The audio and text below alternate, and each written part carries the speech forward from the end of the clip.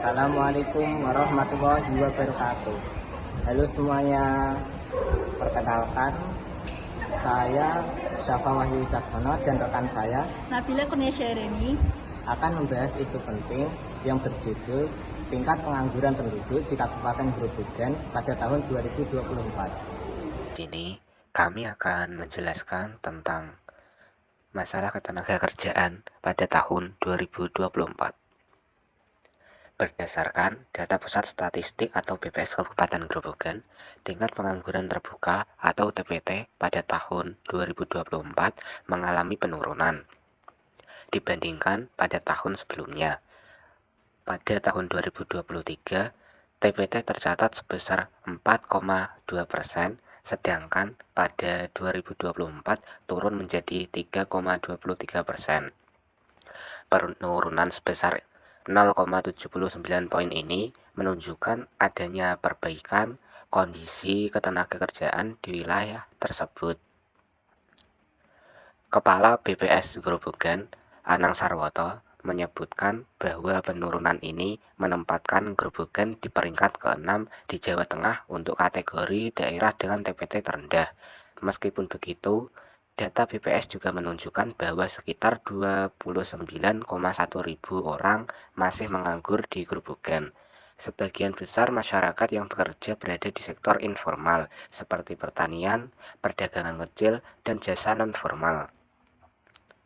Selain faktor penurunan pengangguran, pertumbuhan ekonomi Grobogan juga meningkat dari 4,98% pada 2023 menjadi 5,17% pada 2024, dan produktivitas sektor pertanian mengalami peningkatan pesat. Hal ini menandakan bahwa sektor pertanian masih menjadi penopang utama penyerapan tenaga kerja di daerah tersebut. Namun, tantangan tetap ada.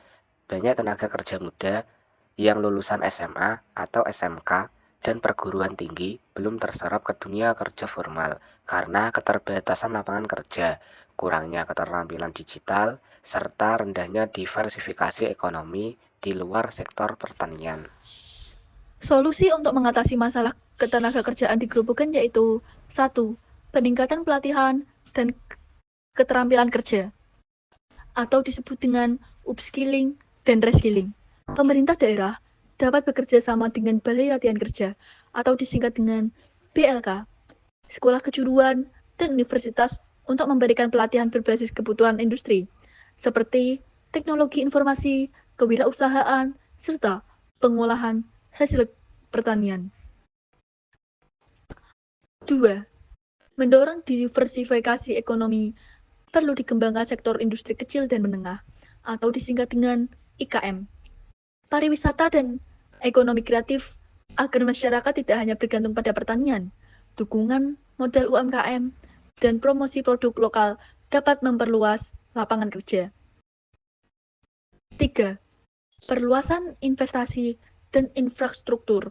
Pemerintah dapat menarik investasi melalui kemudahan perizinan dan pembangunan kawasan industri atau agropolitan.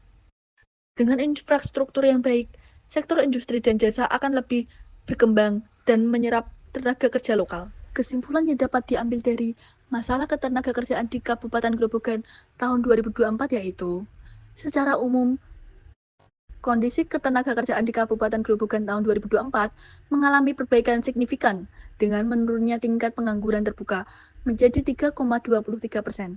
Namun, tantangan berupa tingginya pekerja informal dan terbatasnya lapangan kerja formal masih perlu diatasi.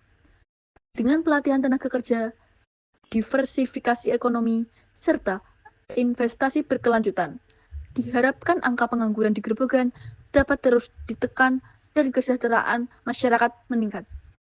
Demikian yang dapat kami sampaikan terkait isu tersebut. Maaf bila ada kesalahan kata yang disengaja maupun tidak disengaja. Kami izin mengundurkan diri terlebih dahulu ya. Terima kasih. Wassalamualaikum warahmatullahi wabarakatuh.